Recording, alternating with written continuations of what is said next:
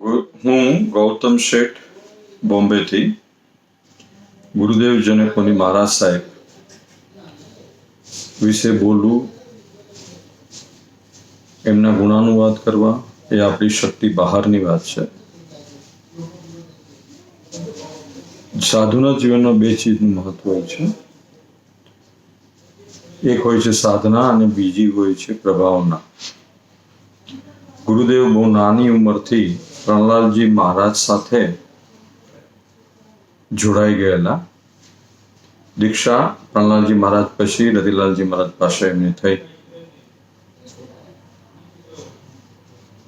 દીક્ષા પછી સાધના માટે મારવાડી ભણવા ગયા. ત્યાંથી આવ્યા પછી એમને રત્નત્રયની ખૂબ સરસ આરાધના આજીવન કરી. આ સરસ આરાધનાના પ્રભાવે ગુરુદેવ પાસે અનેક સિદ્ધિઓ પ્રાપ્ત થઈ.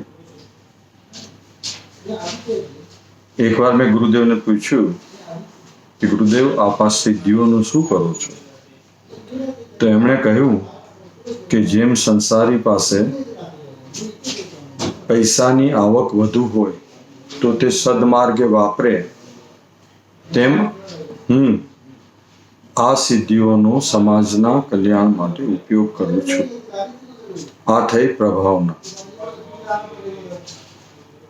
ગુરુદેવે ગોંડલ ગચ્છના સાધુ સાધ્વી અને શ્રાવક શ્રાવિકાઓને ખૂબ ગાઈડન્સ આપ્યું અને હેલ્પ કરી. આ ઉપરાંત એમણે ઇતર સમાજ માટે પણ ખૂબ કાર્ય કર્યું.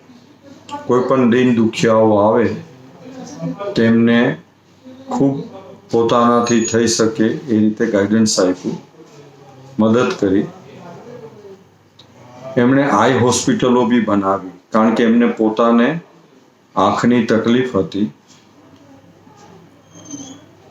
તો ગરીબ માણસોને બી સસ્તામાં આંખના ઓપરેશનો થઈ શકે, આંખની તકલીફો દૂર થઈ શકે, એના માટે એમણે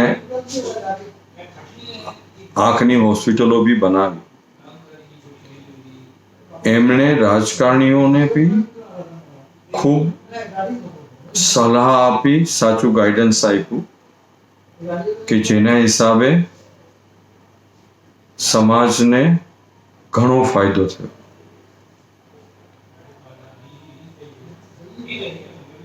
આમ જોઈએ આપણે તો ગુરુદેવને સાધના અને પ્રભાવનાને શબ્દોમાં બાંધવી ખૂબ મુશ્કેલ છે. એમનું ફલક ઘણું મોટું હતું. એ ગુરુદેવને હાર્દિક શ્રદ્ધાંજલિ.